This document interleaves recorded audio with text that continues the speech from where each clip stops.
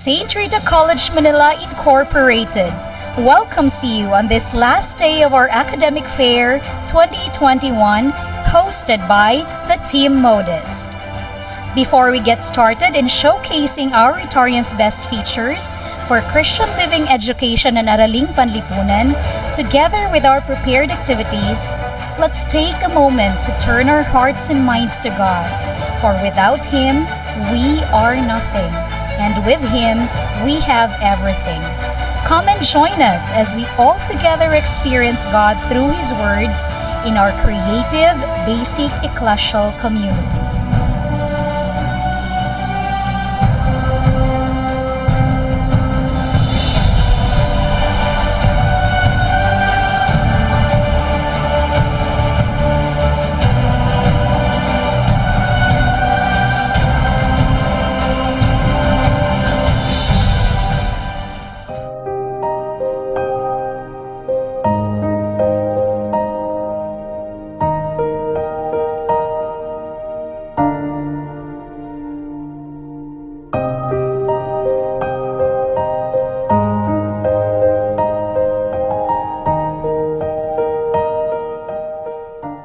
The book of Ecclesiastes, chapter 1, verses 1 to 6, will help us realize the realities of life when it says, "To everything there is a season, a time for every purpose under heaven, a time to be born, a time to die, a time to plant, and a time to pluck up what is planted, a time to weep, and a time to laugh, a time to mourn, and a time to dance, a time to embrace, and a time to refrain from embracing, a time to seek, and a time to lose, a time to keep, and a time to cast away." Yes, in everything there is a season. Amid the coronavirus pandemic, we can only trust in God, for God is with us and among us through all circling years. We acknowledge that we are in God's hand all through our life. We trust God in our coming future, which is still unknown to us as we continue to face the coronavirus pandemic. What matters most is that in whatever season we are facing, God is there with us, for He is faithful. We will be using the Tagalog language for Oikos this morning to express our oneness with the Catholic Church in the celebration of the 500 years of Christianity in the Philippines. My dear brothers and sisters in Christ, let us experience the new evangelization in a personalized Filipino way as we allow the Word of God to penetrate in our human experience. Magsitayo po tayong lahat para sa pambungad na panalangin ng pasasalamat sa ika-500 taong anibersaryo ng Kristyanismo sa Pilipinas at susundan ito ng kantang pinamagatang Dakilang Katapatan na pangungunahan ni Binibining John Lizette de la Cruz, isang miyembro ng pangkat Modest mula sa ika-10 baitang.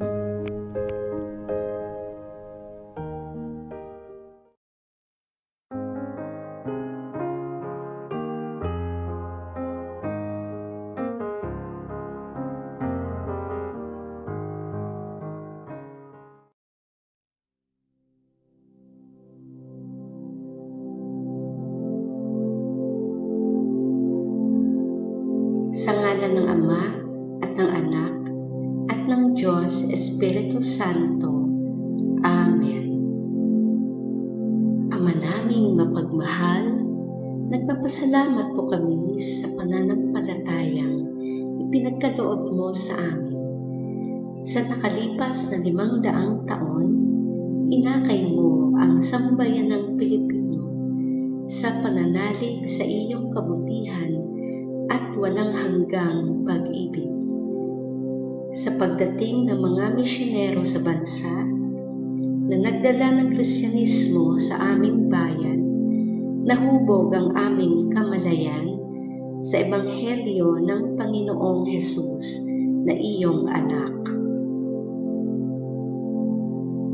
Sa biyaya ng pananampalataya at liwanag na hatid ng banal na Espiritu, maging bukas nawa ang aming puso at isip na maihayag at maihatid ang mabuting balita sa iba't ibang dako ng may lakas ng loob at maisabuhay ito araw-araw. Noon at ngayon, hindi mo pinababayaan ang iyong mga lingkod sa pagpapatuloy ng iyong misyon. Handa naming harapin ang hamon ng ebanghelisasyon, lalo na ngayon sa panahong ito ng pandemya. Kaagapay ng pagmamahal ng Inang Birheng Maria na kasama namin tuwi-tuwi na sa pananalangin, ituro mo po ang tamang landas sa pagtupad ng iyong kalooban ng may kababaang loob at pagtitiwala.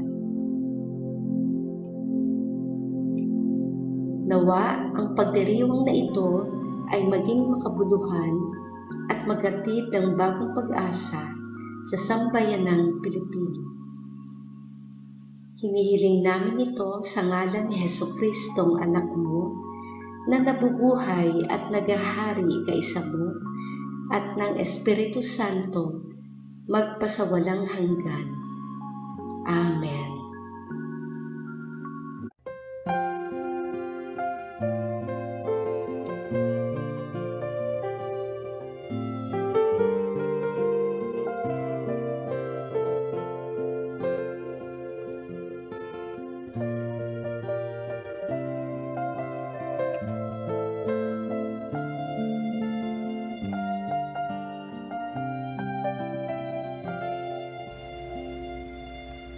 Sadyang kibuti ng ating Panginoon, magtatapat sa habang panahon,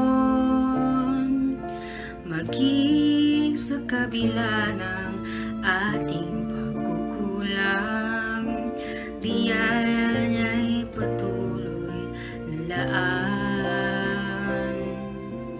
Katulad ng pagsinag ng gintong araw, patuloy siyang nagbibigay tanglaw. Kaya sa puso ko't damdamin,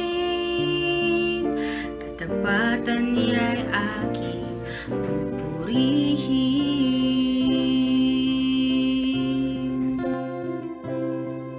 Dakila ka, O Diyos, tapat ka ngang tunay, mula pa sa ugat ng aming lahi. Mundo'y mago naman, maaasahan kang lagi, maging hanggang wakas nitong buhay.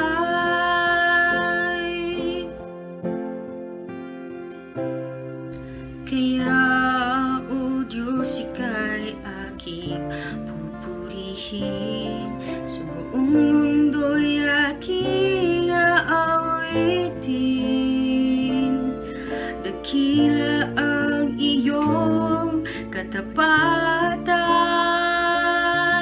pag-ibig mo'y walang hanggan.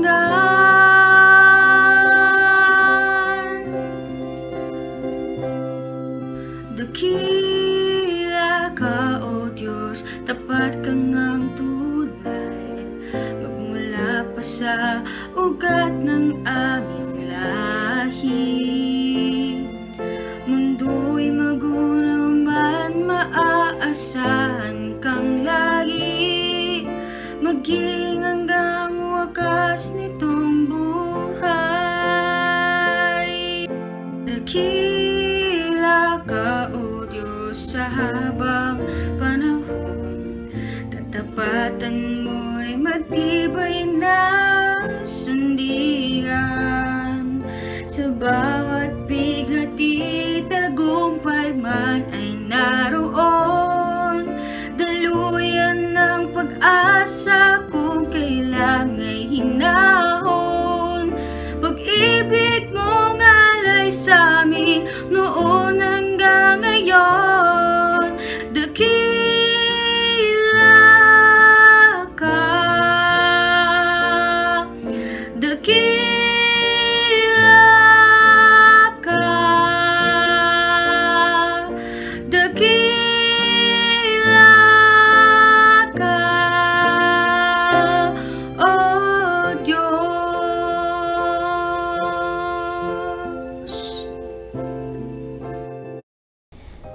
Sa ngalan ng Ama, ng Anak at ng Espiritu Santo. Amen.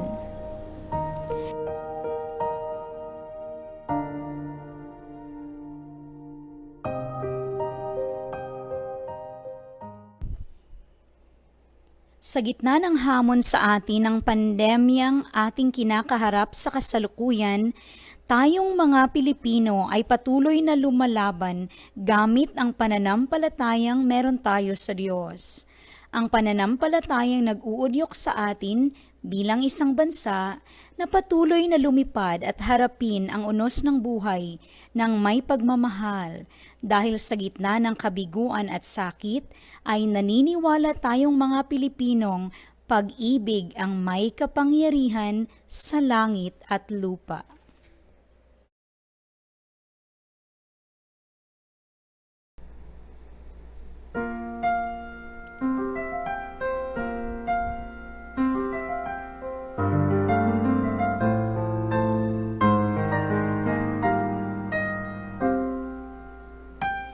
Ipikit mo ang iyong mata, huminga ng malalim, siyaka ka lumilat at lumustan ang tanawin. Namin mo ang hangin sa iyong mukha, habang nakalutang ka sa ibabaw ng mundo. Lipad, lipad, kaya mong lumipad. Lipad, lipad, ano man ang iyong hangad, maniwala sa iyong galing, abot mo ang bituin. Lipad, lipad, kaya mong lumipad.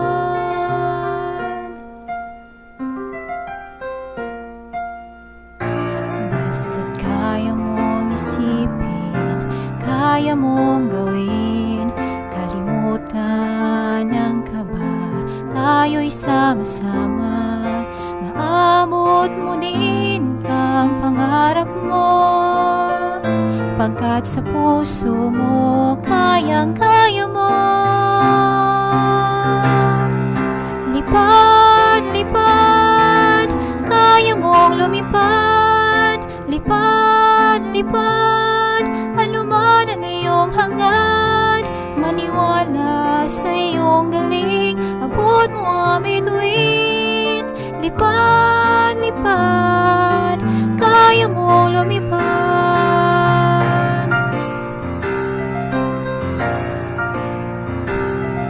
Pagkat sa puso mo ay kayang-kaya mo.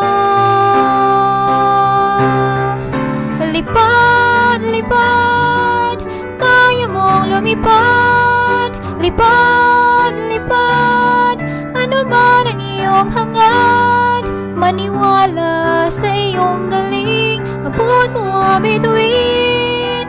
Lipad, lipad, kaya mong lumipad.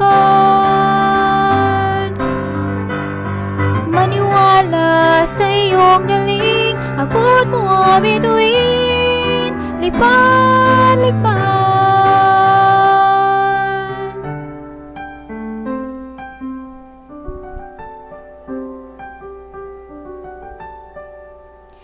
Kaya mong lumipad.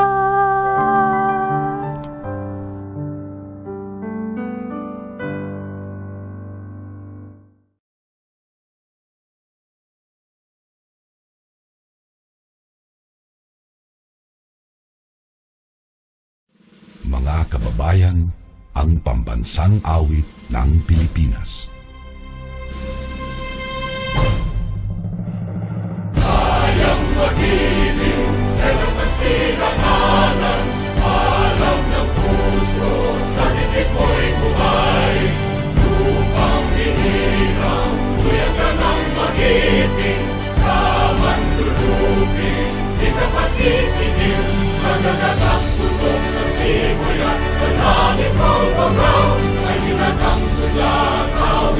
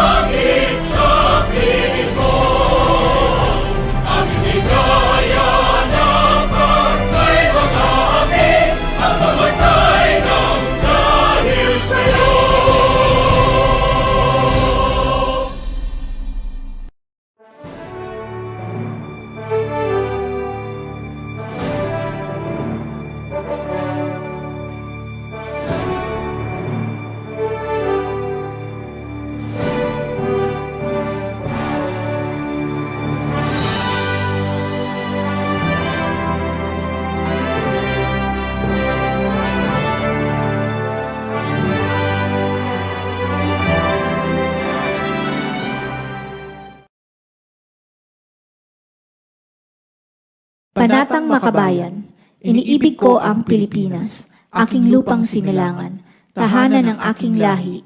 Kinukupkop ako at tinutulungan upang maging malakas, masipag at marangal. Dahil mahal ko ang Pilipinas, diringgin ko ang payo ng aking mga magulang. Susundin ko ang tuntunin ng paaralan. Tutuparin ko ang tungkulin ng mamamayang makabayan, naglilingkod, nag-aaral at nagdarasal ng buong katapatan. Iaalay ko ang aking buhay, pangarap at pagsisikap sa bansang Pilipinas.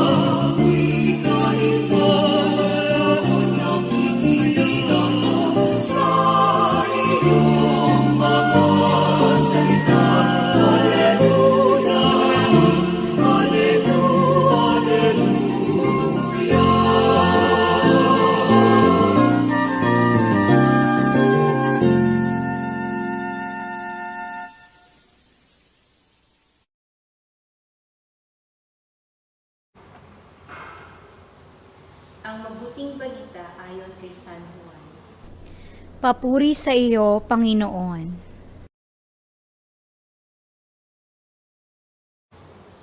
Ang mula sa itaas ay dakila sa lahat. Ang mula sa lupa ay tagalupa at nagsasalita tungkol sa mga bagay sa lupa. Ang mula sa langit ay dakila sa lahat. Pinatotohanan niya ang kanyang nakita at narinig. Ngunit walang maniniwala sa kanyang patutuo. Ang naniniwala sa kanyang patutuo ay nagpapatunay na tapat ang Diyos, sapagkat ang sinumbo ng Diyos ay nagpapahayag ng mga salita ng Diyos at walang sukat ang kanyang pagkakaloob ng Espiritu Santo.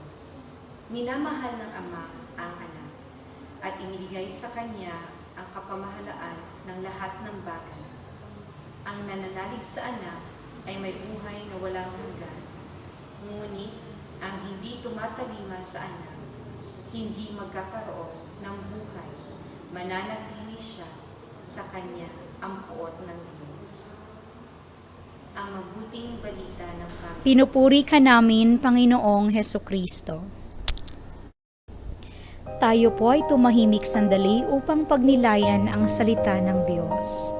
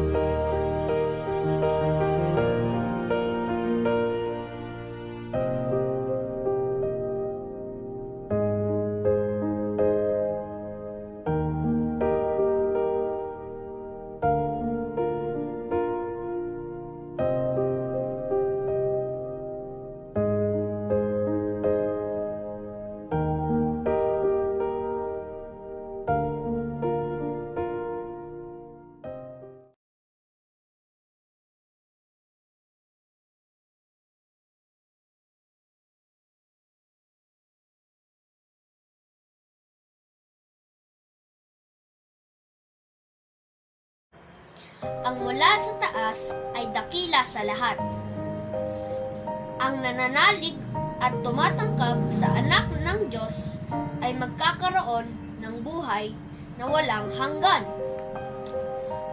Ngunit ang hindi tumatalima sa anak ng Diyos ay hindi magkakaroon ng buhay na walang hanggan.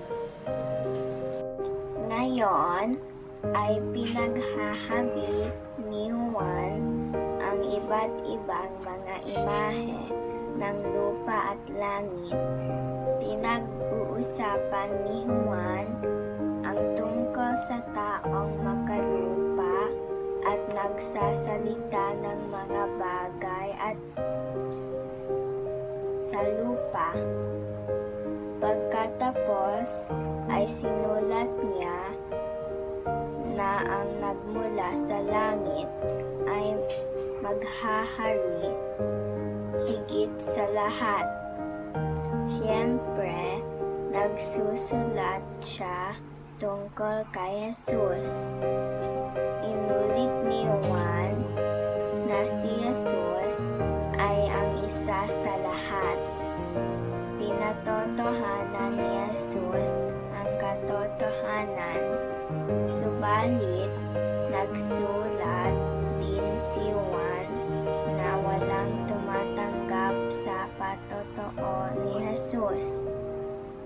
Gayunpaman, kung naniniwala tayo kay Jesus at tatanggapin ang kanyang patotoo, pinatutunayan natin na ang Diyos ay magkakatiwalaan.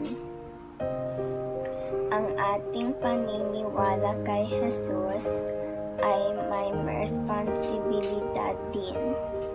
Tinawag tayo upang ipahayag ang salita ng Diyos. Sa pamamagitan ng ating mga salita at higit na mahalaga sa pamamagitan ng ating mga gawa. Kailangan natin ipamuhay ang ating pananampalataya, hindi lamang simpleng ipahayag ang ating pananampalataya kay Jesus. Tulad ng pag-atas ni Jesus sa kanyang mga alagad na magpunta at ipangaral ang salita ng Diyos. Ipinadala rin tayo ni Jesus upang ipamuhay ang salita ng Diyos at ipangaral sa salita at sa gawa. Ito ang ating tawag, hamon at regalo sa atin. Paano tayo tutugon? Pupunta ba at ikakalat ang salita ng Diyos? Sa pamamagitan ng salita at halimbawa, si Jesus nakasalalay sa atin. Salamat po. Sinasabi dito na siya ang may otoridad at kapangyarihan para pamunuan tayo. Liban sa ating aksyon, ang kapalaran ay siya maghahatid, batid ang kanyang kapangyarihan. Ang scripture ay nagngangalan ng iba't ibang goal at pangaral sa ating buhay, na sa kabila ng sagabal, lungkot at galit. Huwag tayong panghinaan ng loob upang lumaban at patuloy na pairalin ang pundasyon ng ating paniniwala. Maihahatid tayo nito sa walang hanggang buhay at angkop. Sa kabila ng desisyon at aksyon, ang sarili natin ang ganap na maglalarawan ng patutunguhan, ngunit hindi ito hadlang upang ipagpatuloy ang ating layunin sa ilalim ng makapangyarihang Diyos. Dapat naway matuto tayong buksan ng ating dangal at loob upang tanggapin si Kristo, dahil siya ang daan at paraan palapit sa panghabang buhay na kapalaran na ating kalalabasan. Magandang umaga sa inyong mga Rotarians. ating pagbulay-bulayan at pagnilay-nilayan ang salita ng Diyos. So dito sa Ebanghelyo, sa Juan Kapitulo 3, versikulo 31 hanggang 36, tayo na naniniwala at nananampalataya sa Kanya ang siyang nagpapatunay na dakila ang Diyos. At dahil sa pagmamahal niya sa atin, pinatotohanan niya ito. Sinugo niya ang kanyang bugtong na anak upang iligtas tayo sa ating mga kasalanan. So napakaswerte natin. Mga Rhetorians, napakahalaga na yung mga bagay na natutunan natin sa paaralan sa St. Rita College, Manila ay naibabahagi natin ito sa ibang mga tao. Magsilbi tayong instrumento ng Panginoon sa ibang tao, hindi pa nakakakilala sa Panginoon. Matotohanan natin na napakadakila ng Panginoon. Dahil sa Kanya, nagkaroon tayo ng pag-asa at naging mapalad tayo. Kaya lagi nating alalahanin ang mga bagay na nagawa ni Jesus. At magsilbi tayong huwaran sa ibang mga tao. Okay, huwag nating hahayaan na lamunin tayo ng mga makamundong bagay, ng mga kasalanan dito sa mundo. Alalahanin natin na hindi ito ang mundo para sa atin. Ang mundo na para sa atin ay doon sa kaharian ng Diyos. At mas nararapat din na ipakita natin sa Panginoon na karapat-dapat tayo sa biyaya na pinagkaloob niya sa atin. Buhay na walang hanggan.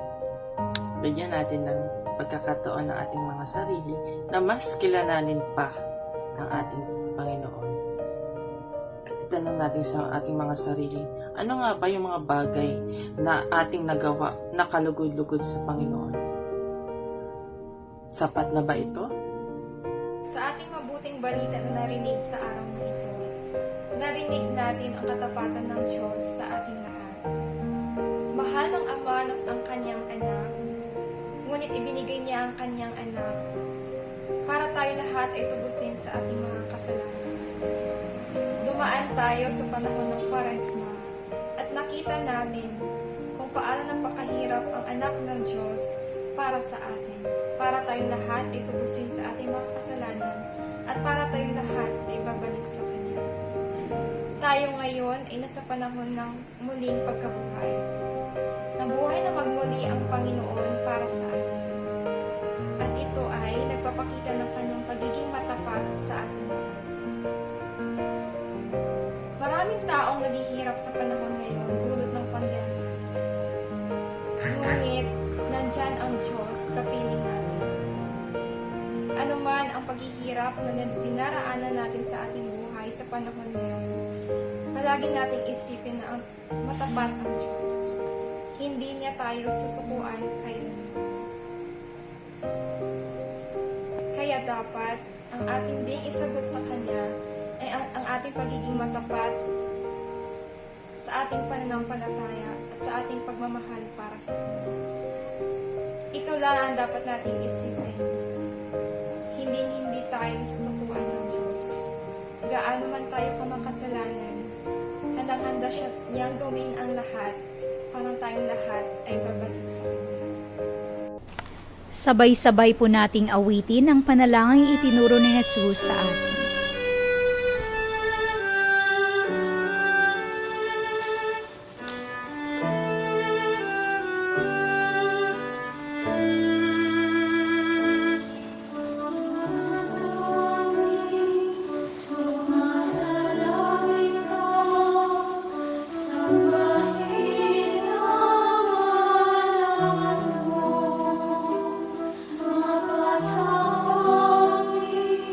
Ang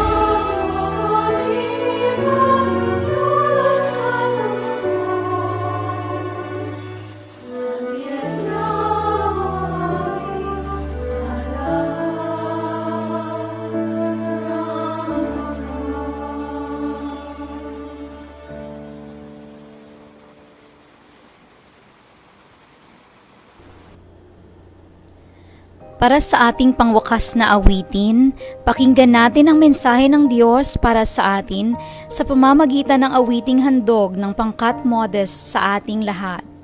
Lagi nating tandaan, may Diyos na tapat sa kaniyang pangako. Wala siyang pinahihintulutang mangyari na ikasasama natin. Bagkos, siyang Panginoon ay kumakatok sa pintuan ng ating mga puso. Nagsasabing, hintayin mo lang, mababatid mo na may ganda pa rin ang lahat ng nangyayari sa kasalukuyan.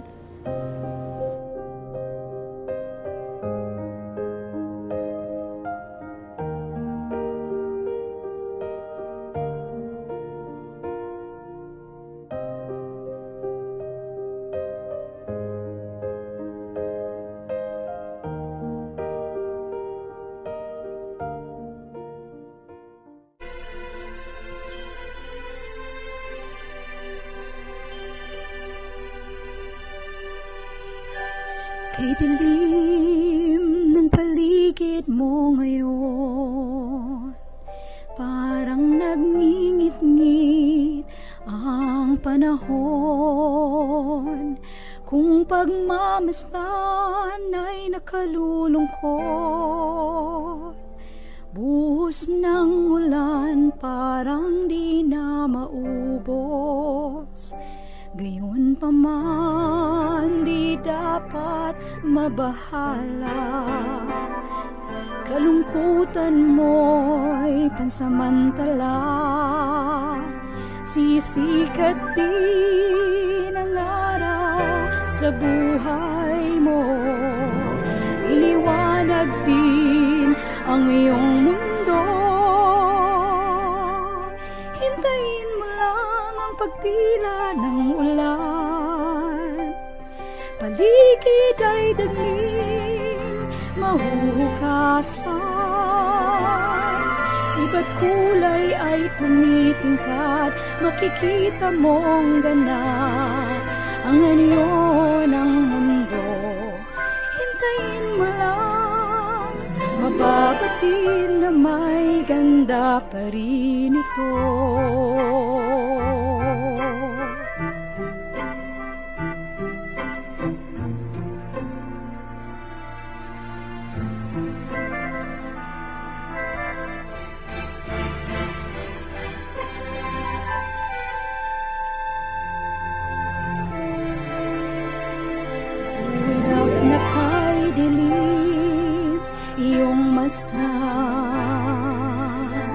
Dahan-dahan sa'yo'y nagpapaalam. Walang bagyong di lumilipas, di ba?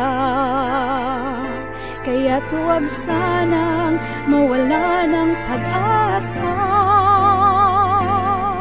Hintayin mo lang ang pagtila ng ulan. Paligid ay dagling, mahuhukasan. Iba't kulay ay tumitingkad, makikita mong ganap ang anyo ng mundo. Hintayin mo lang, mababatid na may ganda pa rin ito.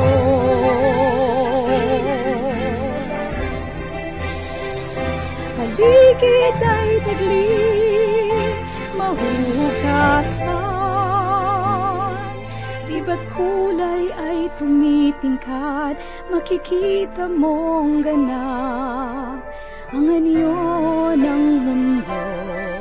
Hintayin mo lang, mababatid na may ganda pa rin ito.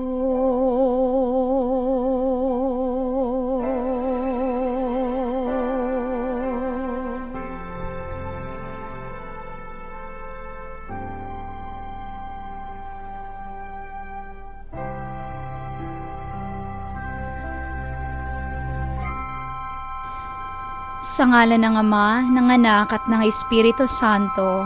Amen.